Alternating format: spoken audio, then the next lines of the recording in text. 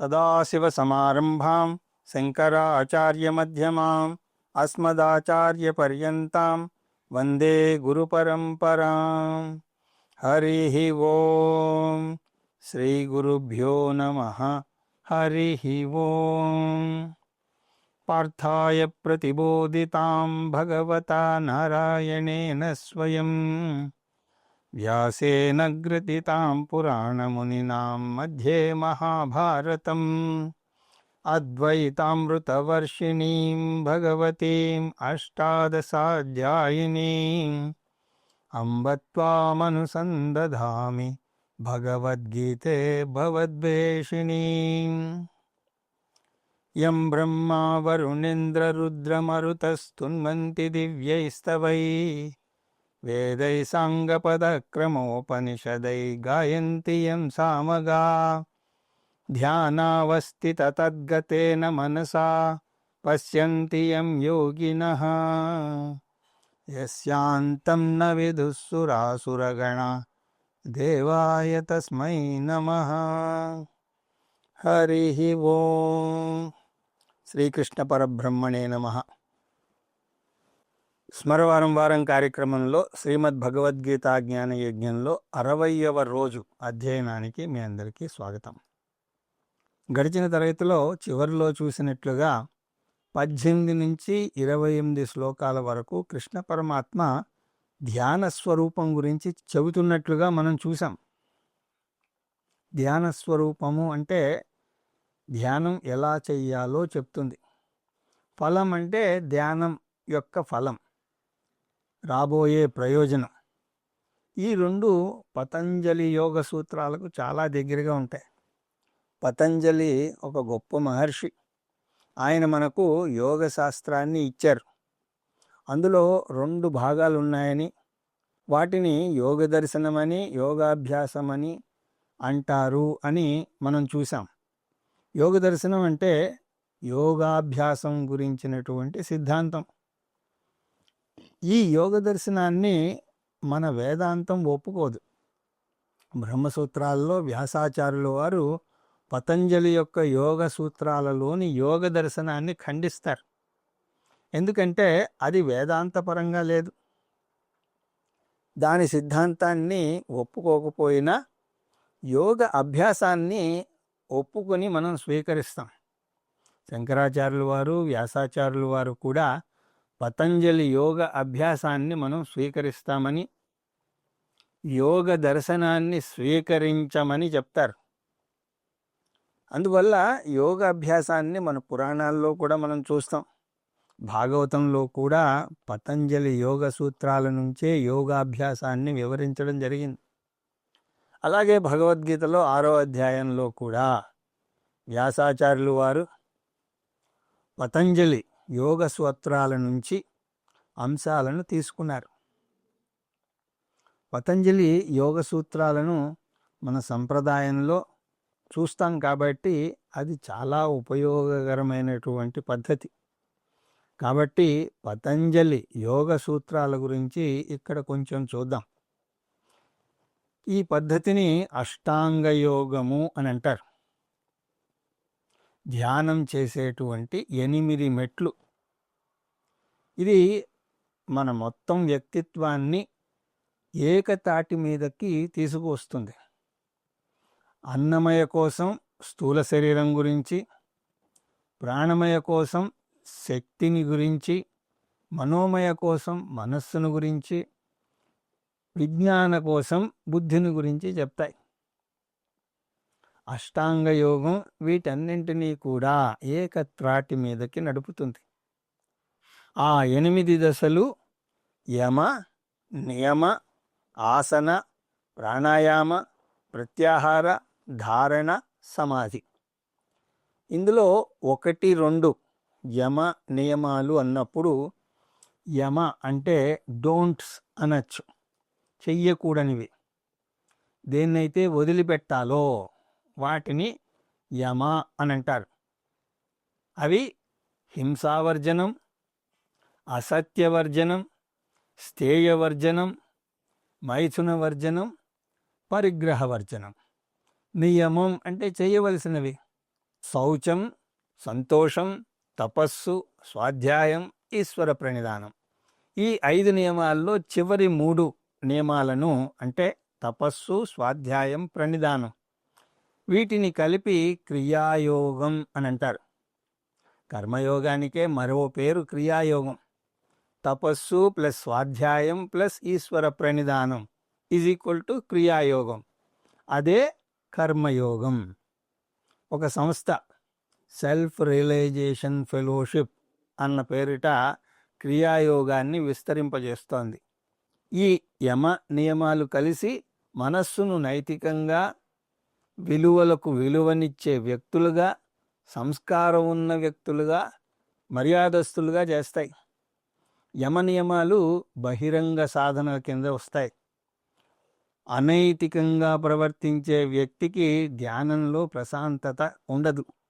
ఎందుకంటే అతను చేసినటువంటి తప్పులే అతన్ని బాధిస్తూ ఉంటాయి. ఇక 3వది ఆసనం. ఒక ఆసనంలో కదలకుండా స్థిరంగా కొంతసేపు కూర్చోగలగాలి. దానికి కూడా కొంత శిక్షణ కావాలి. ఒకప్పుడైతే అందరూ తేలిగ్గా కింద కూర్చునేవారు. ఇప్పుడు చిన్నపిల్లలు కూడా కూర్చోలేకపోతున్నారు. మన జీవన విధానం మారింది. 20 నిమిషాలు కాళ్ళను అటు ఇటు కదపకుండా కుదురుగా ఒక పద్ధతిలో కూర్చోగలగడమే ఆసన సిద్ధి. ఇది అన్నమయ కోశానికి చెందినది. ఇక 4వది ప్రాణాయామం. ప్రాణాయామం ప్రాణమయ కోశానికి చెందినది. ప్రాణాయామం అంటే శ్వాసను క్రమబద్ధీకరణ చేయడం. ఈ అంశాన్ని కృష్ణ పరమాత్మ 5వ అధ్యాయంలో పేర్కొన్నాడు. పంజరంలో బంధింపబడ్డ పక్షి ఎలాగైతే పంజరం నుంచి ఎగిరిపోలేదో అలాగే ప్రాణాయామం అనే పంజరంలో బంధింపబడ్డ మనస్సు శరీరాన్ని వదిలి బయటికి వెళ్ళలేదు. ఇక 5వది ప్రత్యాహారం అంటే ఇంద్రియ నిగ్రహం. బాహ్యముఖంగా ఉన్న ఇంద్రియాలను బాహ్య వస్తువుల నుంచి విడదీసి అంతర్ముఖం చేయడం. కళ్ళ విషయంలో ఇంతకుముందు శ్లోకాల్లో మనం చూసాం. కన్ను నాసిక అగ్రభాగాన్ని చూడాలి అని చెప్పాడు కృష్ణ పరమాత్మ. ఇంద్రియ నిగ్రహాన్ని దమము అని అంటారని మనం తత్వబోధలో చూసాం. దాన్నే ఇక్కడ ప్రత్యాహారం అంటోంది యోగశాస్త్రం. యమనియమాలు బహిరంగ సాధనలు అని చూసాం. ఆసనం, ప్రాణాయామం, ప్రత్యాహారాలు ఇవి ఆంతరంగ సాధనల కింద వస్తాయి. బహిరంగ సాధనలు అంటే రోజంతా పాటించేవి. ఆంతరంగ సాధనలు అంటే ధ్యానం చేసే ముందు పాటించేవని మనం మర్చిపోకూడదు. చివరి 3 అంటే ధారణ, ధ్యాన, సమాధి. ఇవి ధ్యాన స్వరూపాన్ని వర్ణిస్తాయి. ధ్యానం ఎలా చేయాలో నిర్దేశిస్తాయి. ఈ 3ంటిని కలిపి పతంజలి ఆత్మ సంయమం అని అంటారు. త్రయం ఏకత్ర సంయమ. ఈ 3ంటిని కలిపి ధ్యానం అని అంటారు. చివరి 3 అంటే ధారణ, ధ్యానం, సమాధి గురించి కృష్ణ పరమాత్మ ఇక్కడ చెప్పబోతున్నాడు. ధారణ అంటే ఏమిటి? ధారణ అంటే ఏకాగ్రత చూపడం. ఒక ఫోటో తీస్తున్నప్పుడు ఎవరి ఫోటో తీస్తున్నామో ఆ వ్యక్తి మొహం సరిగా కెమెరా మధ్యలోకి వచ్చేలాగా అమర్చాలి. అలా చేయడానికి ఏకాగ్రత చూపించాలి కదా. అందువల్ల బాహ్య ప్రపంచం నుంచి దృష్టిని మరల్చాలి. ధ్యానం చేసే వస్తువు మీద దృష్టిని నిలపాలి. దేని మీద ధ్యానం చేయాలి? వేదాంత శ్రవణ మననం చెయ్యకముందు చేసే ధ్యానాన్ని ఉపాసన అంటారని, అది ఇష్టదైవం మీద చెయ్యవచ్చును అని చూసాం. యోగశాస్త్రంలో అనేక చక్రాల గురించి కూడా వివరిస్తారు. మూలాధారాంబుజారూఢ పంచవక్రాస్త సంస్థిత ఆజ్ఞాచక్రేబ్జ నిలయ శుక్లవర్ణాషడానన అంటూ లలితా సహస్రనామంలో వస్తుంది. అమ్మవారిని ఒక్కొక్క చక్రం మీద ఊహించుకుని దృష్టి నిలపాలి. ఉపాసన అన్నది అలాగ చక్రం మీద చూసే తీరాలి అన్న నియమం ఏమీ లేదు. అది బాహ్యంగా ఉన్న దేవత ఫోటో మీదో లేకపోతే ఆకృతి మీదో కావచ్చు, లేదా సూర్యుడి మీదో అగ్ని మీద కావచ్చు.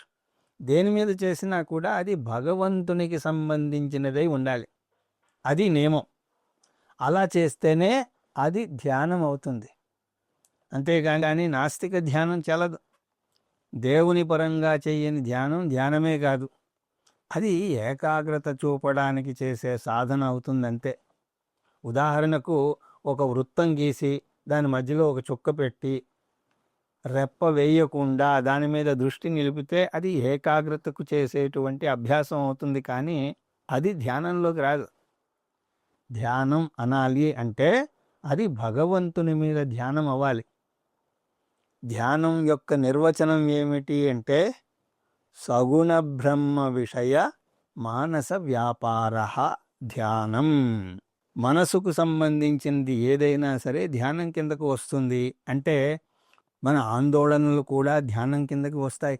అందువల్ల మనస్సుకు సంబంధించినదై ఉండాలి, భగవంతుని మీద చేయాలి. దీన్ని బట్టి ఒక విషయం కూడా స్పష్టమవుతుంది. మనస్సును శూన్యం చేయమండం లేదు ఇక్కడ, ఆలోచనలు ఉండాలి అనే చెప్తున్నారు.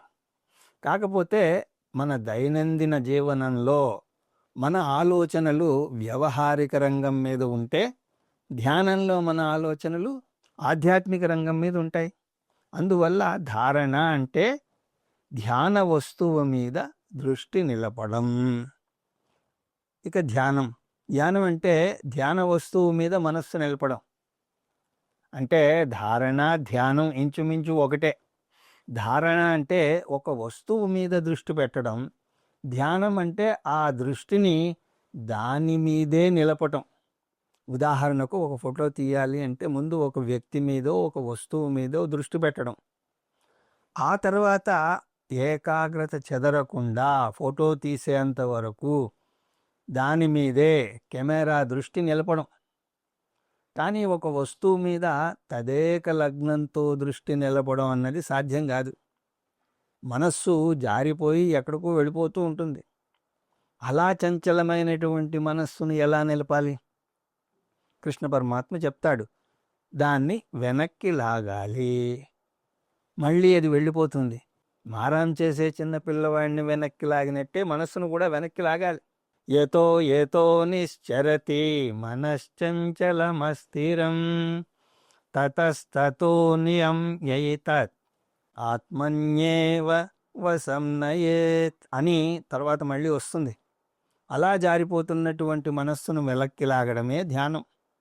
ఫ్రీ విల్ ఉపయోగించి ప్రయత్నపూర్వకంగా ఆలోచనలను వెనక్కి లాగి, మొదట్లో ఓడిపోయినా పర్వాలేదు, మళ్ళీ వెనక్కి లాగడం, మనస్సుని నిలపడానికి ఆ విధంగా చేసేటువంటి ఈ తతంగాన్ని ధ్యానం అని అంటారు. మనస్సును ఎక్కడ నిలపాలి? ధ్యాన వస్తువు మీద నిలపాలి. ఇక 8వది సమాధి. చంచలంగా పరుగులు తీస్తున్న మనస్సును ధ్యాన వస్తువు మీద నిలబెట్టడం ధ్యానం అని చూసాం. సమాధిలో ఆ ధ్యాన వస్తువులో సహజంగా స్థిరపడడం జరుగుతుంది. ఇంకా ఈ స్థితిలో పరధ్యానం ఉండదు. ధ్యానంలో మనస్సుతో చిన్న యుద్ధం చేయాల్సి ఉంటుంది. సమాధిలో యుద్ధం ముగిసి మనస్సు నిలకడ చెందుతుంది. విజాతీయ ప్రత్యయ అనంతర సజాతీయ ప్రత్యయ ప్రవాహ అంటే భిన్న ఆలోచనలు ఆటంకం లేకుండా సజాతీయ ఆలోచనల ప్రవాహం సమాధి. అంటే ఒకే మాదిరి ఆలోచనల ప్రవాహం. ఒకే మాదిరి ఆలోచనలు అంటే దేవుని గురించి యొక్క ఆలోచనలు.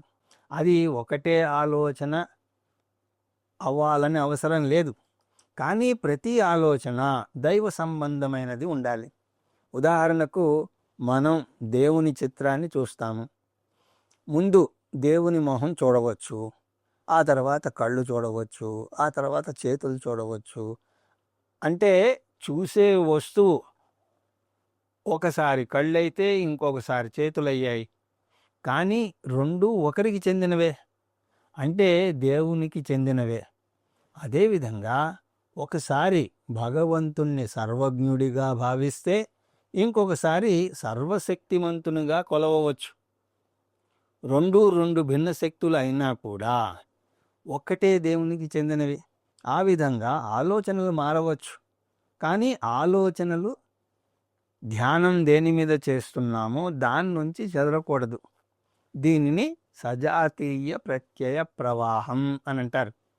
అంటే విజాతీయ ఆలోచనలను పారద్రోలి సజాతీయ ఆలోచనలను నిలుపుకోవడం. విజాతీయ ఆలోచనలు అంటే ఏమిటి? మీరు చిన్న కృష్ణుణ్ణి చూస్తే ఆయన చేతిలో ఏదో వెన్న ముద్దను చూశారనుకోండి, అప్పుడు కృష్ణుడి నుంచి మీ ఆలోచన వెన్న మీదకి మారుతుంది. అక్కడి నుంచి వెన్న ఖరీదు ఎంత ఉందో అని అనుకుంటారు. అక్కడి నుంచి అబ్బో ధరలు మండిపోతున్నాయి అని అనుకుని ప్రభుత్వాన్ని తిట్టుకుంటారు. ఒకవేళ మళ్ళీ మీరు దేవుని కేసు చూసినా ఆయన వేణువుని చూస్తారు. ఈసారి అక్కడి నుంచి విజాతీయ ఆలోచన ప్రవాహం ఇలా సాగుతుంది. అలానా వ్యక్తి వేణువు వాయిస్తూ ఉండేవాడు కదా, ఇప్పుడు వాయిస్తున్నాడో లేదో. ఆ రోజుల్లో అతను పెళ్లి సంబంధాలు కూడా చూసేవాడు. ఇంతకీ ఆయనకి పెళ్ళయిందో లేదో, ఇప్పుడు ఎక్కడున్నాడో. అలా ఎక్కడెక్కడికో మనస్సు వెళ్ళిపోతే దాన్ని విజాతీయ ప్రత్యయ ప్రవాహం అని అంటారు. ఆజ్యతారయా శ్రోతసాసమం సరళ చింతనం విరళ తప్పరా అంటూ రమణ మహర్షుల వారు ఉపదేశ సారంలో అంటారు. ఆజ్యధారయా అంటే నేతి ప్రవాహం. నెయ్యి చెంబు నుంచి కింద పడినప్పుడు ప్రవహిస్తున్నప్పుడు ఒకే దారిలా వస్తుంది, మధ్యలో ఖాళీ ఉండదు. అలాగా సజాతీయ ప్రత్యయ ప్రవాహాన్ని సమాధి అని అంటారు. ఇంచుమించుగా ధారణ, ధ్యానం, సమాధి వాటి యొక్క అర్థాలు ఒకటే. వాటి తాత్పర్యం ఏమిటి అంటే భగవంతుడి మీదే దృష్టి నిలపాలి. ఇంతవరకు ఉపాసన గురించి చూశాం. మరి నిధిధ్యాసనం ఎలా చేయాలి? నిధిధ్యాసనం అంటే వేదాంత శ్రవణ మననాలు చేసి నిశ్చయ జ్ఞానం పొందాక చేసేటువంటి ధ్యానం. ఇక్కడ ధ్యాన వస్తువు ఏకరూప ఈశ్వరుడు కాదు. అహం బ్రహ్మాస్మి, నేను పరమాత్మను అనే జ్ఞానాన్ని జీర్ణించుకున్నాక ఆ జ్ఞానంలో నిలబడ్డానికి చేసేటువంటి ధ్యానం ఇది. నిధిధ్యాసనంలో ఆలోచనలు ఉండాలి. మనస్సు శూన్యం చేయకూడదు. మనస్సు ఉండాలి, ఆలోచనల ప్రవాహం ఉండాలి. అయితే ఎటువంటి ఆలోచనల ప్రవాహం? అహం బ్రహ్మాస్మి అన్న ఆలోచన. కావాలంటే వేరే సజాతీయ ఆలోచనలు కూడా తీసుకురావచ్చు. అంటే అహం శుద్ధోస్మి, అహం ముక్తోస్మి, అహం అనంతోస్మి, నేను శుద్ధుడను, నేను ముక్తుడను, నేను అనంతుణ్ణి అనే ఈ ఆలోచనలన్నీ కూడా ఒక ధ్యాన వస్తువుకు చెందినవే. ఏమిటది? ఆత్మస్వరూపం గురించి. కానీ హఠాత్తుగా నేను భర్తను అన్న ఆలోచన దూసుకు వస్తే అది విజాతీయ ఆలోచన అవుతుంది. అలాగే నేను పుత్రుణ్ణి, నేను తండ్రిని అనే ఆలోచనలను ధ్యానం చేసే ఆ కాసేపు పక్కకు పెట్టాలి. అహం శుద్ధ చైతన్యం అస్మి, చిదానందరూప అస్మి, శివోహం శివోహం అస్మి. ఇది నిధిధ్యాసనం. మొదటి రకం ధ్యానాన్ని ఉపాసన అంటారని చూసాం. ఇక్కడ భగవంతుడు ధ్యాన వస్తువుగా బయట ఉన్నాడు. రెండవ రకం ధ్యానంలో అంటే నిధిధ్యాసనంలో భగవంతుడు నాకు భిన్నంగా లేడు, అందువల్ల ధ్యాన వస్తువు మారవచ్చేమో కానీ ధ్యానం చేసే పద్ధతి మాత్రం మారదు. ధ్యాన వస్తువు మీదే ఆలోచనల ప్రవాహం కొనసాగించాలి. ఇవి అష్టాంగ యోగంలో ఉన్నటువంటి 8 దశలు. ఈ 8 దశలు పాటిస్తే ఏమవుతుంది? యోగ శాస్త్రంలో దీన్ని వివరంగా చర్చిస్తారు. 8వ దశ అయినటువంటి సమాధిలో భగవంతుని మీద ధ్యానం చేస్తాం అని చూసాం. ఆ ధ్యానం ప్రయత్నపూర్వకంగా చేయాలి. ఫ్రీ విల్ ఉపయోగించాలని కూడా చూసాం. ఆ ధ్యానంలో మనం వేరు, భగవంతుడు వేరు అని చూసాం. భగవంతుడు ధ్యాన వస్తువు, మనం సాధకులం. అంటే సబ్జెక్ట్ అయిన నేను ఆబ్జెక్ట్ అయిన భగవంతుడికి భిన్నంగా ఉన్నాను. దీన్ని సవికల్ప సమాధి అని అంటారు. ఈ 8 దశలు పాటించి సవికల్ప సమాధిలోకి వస్తే దాని ఫలం నిర్వికల్ప సమాధి. అయితే దీన్ని 9వ దశ అని అనకూడదు. 8 దశలు పాటిస్తే వచ్చే ఫలం నిర్వికల్ప సమాధి. అది ఎలా వస్తుంది అంటే, ఉదాహరణకు మనం ఒక సినిమాకి వెళ్ళాం. మొదట్లో సినిమా వేరు, మనం వేరు. మన సినిమా హాల్లో ఉన్నాము అనే భేదాన్ని మనం చూస్తాం. కానీ సినిమా జోరుగా సాగుతూ ఉండగా మనం సినిమాలో ఎంతగా లీనమైపోతాము అంటే, మనం కూడా ఆ సినిమాలో ఒక భాగం అయిపోతాం. దీన్ని తన్మయత్వం అని అంటారు. ఎవరినో పులి తరుముతూ ఉంటే మనల్ని తరుముతున్నట్టుగా భావిస్తాం. సినిమాలో ఎవరో కొట్టుకుంటూ ఉంటే మనం పక్కవారిని కొడుతూ ఉంటాం. అంటే సబ్జెక్ట్ ఆబ్జెక్టుల మధ్య ఉన్న భేదాన్ని తాత్కాలికంగా అక్కడ మర్చిపోయాం. ధ్యాతృ ధ్యాయాన్ పరిజ్ఞయన క్రమాత్ ఏకైక గోచరం నిదాన దీపవచ్చిత్తం సమాధి అభిధీయతే. ధ్యానం చేసే మనం ధ్యాన వస్తువుతో ఐక్యం చెందుతాం. అందులో ఎంతగా లీనమైపోతాము అంటే మనం ఎక్కడున్నామో ఏం చేస్తున్నామో అన్నీ మర్చిపోతాం. అటువంటి మైమరుపును నిర్వికల్ప సమాధి అని అంటారు. నిర్వికల్ప సమాధిలో కూడా ఆలోచనలు ఉంటాయి, సాధకుడు ఉంటాడు. కానీ తన్మయత్వం వల్ల ఆ భేదం తెలియదంతే. ఆలోచనారహిత స్థితి గురించి ఎన్నడూ చెప్పము అని అంటారు విద్యారణ్యుల వారు. నిర్వికల్ప సమాధిలో కూడా ఆలోచనలు ఉంటాయి, కానీ తన్మయత్వంలో ఉండడం వల్ల ఆలోచనలు ఉన్నట్టే తెలియదు, మైమర్చిపోతాం. దీన్నే నిర్వికల్ప సమాధి. అష్టాంగయోగ ఫలం. సవికల్ప సమాధి 8వ దశ కాబట్టి నిర్వికల్ప సమాధిని 9వ దశ అని అనకూడదు. ఇది గమ్యం, ఇది ఫలం. టూకీగా మళ్ళీ అష్టాంగయోగంలోని 8 దశలు: యమ, నియమ, ఆసన, ప్రాణాయామ, ప్రత్యాహార, ధారణ, ధ్యాన, సవికల్ప సమాధి. వీటి ద్వారా పయనిస్తే చేరుకునే గమ్యం నిర్వికల్ప సమాధి. ఈ భాగంలో కృష్ణ పరమాత్మ ధారణ, ధ్యానం, సమాధుల గురించే చెప్తాడు. అది కూడా నిధిధ్యాసనం గురించే చెప్తున్నాడు. ఏకరూప ఈశ్వర ధ్యానం లేదా ఉపాసన గురించి ఇక్కడ చెప్పడం లేదు. ఆత్మ సంస్థం మనకృత్వా నచ కించదపి చింతయేత్ అని తర్వాత వస్తుంది. నేను కేవలం నా ఆత్మస్వరూపాన్ని నిరూపించే ఆలోచనలనే పోషిస్తాను. అలా ఆత్మస్వరూపాన్ని వర్ణించే మంత్రాలు చాలానే ఉన్నాయి. మనోబుద్ధి అహంకార చిత్తాని నాహం నచ శ్రోత్రజిహ్వే నచ ఘ్రాణనేత్రే నచ వ్యోమ భూమిర్ న తేజో న వాయు చిదానందరూప శివోహం శివోహం. నేను శరీరాన్ని కాదు, నేను మనస్సుని కాదు, నేను ఇంద్రియాలు కాదు, నేను ఆలోచనలు కూడా కాదు. నేను సాక్షి చైతన్యాన్ని, నేను చిదానంద రూపాన్ని. ఇలాంటి మంత్రాలన్నీ కూడా ఫాస్ట్ ఫుడ్ లాంటివి. ఫాస్ట్ ఫుడ్ వేదాంతిక్ రెస్టారెంట్ అక్కడ దొరుకుతాయి. ఇక్కడ మనం ధ్యానం చేయడానికి ఇవి సిద్ధంగా ఉంటాయి. కృష్ణ పరమాత్మ దాన్ని నిశ్చలంగా వెలిగే దీపంతో పోలుస్తున్నాడు. దీపాన్ని గాలి చొరబడని చోట పెడితే ఎంత గాలి వచ్చినా దీపం మిణుకు మిణుకు అనదు, స్థిరంగా ఉంటుంది.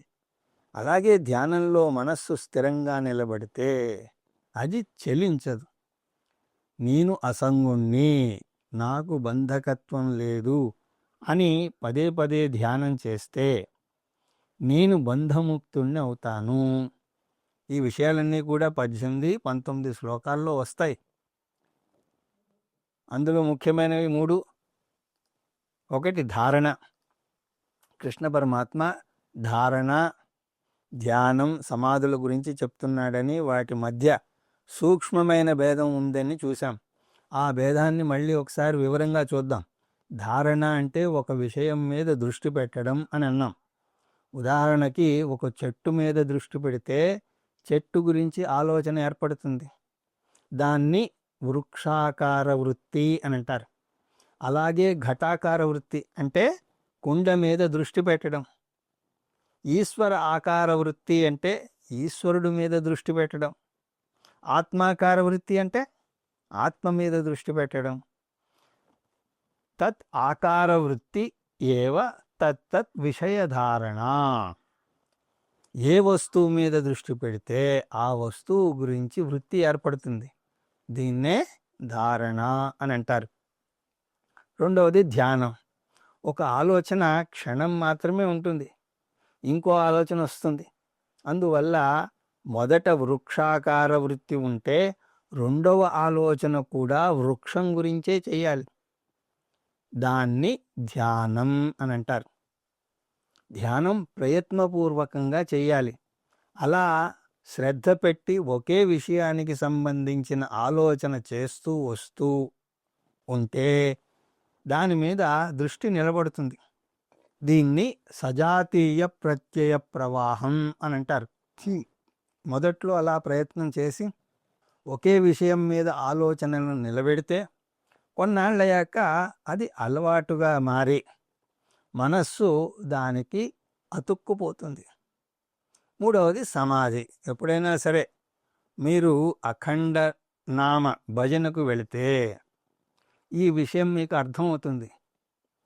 ఆ అఖండనామ భజనలో ఒకే నామాన్ని విడవకుండా ఆగకుండా చేస్తారు. ఓం నమో భగవతే వాసుదేవాయ, ఓం నమో భగవతే వాసుదేవాయ, ఓం నమో భగవతే వాసుదేవాయ, ఓం నమో భగవతే వాసుదేవాయ అంటూ ఒకే నామాన్ని అక్కడ ఆగకుండా చేస్తారు.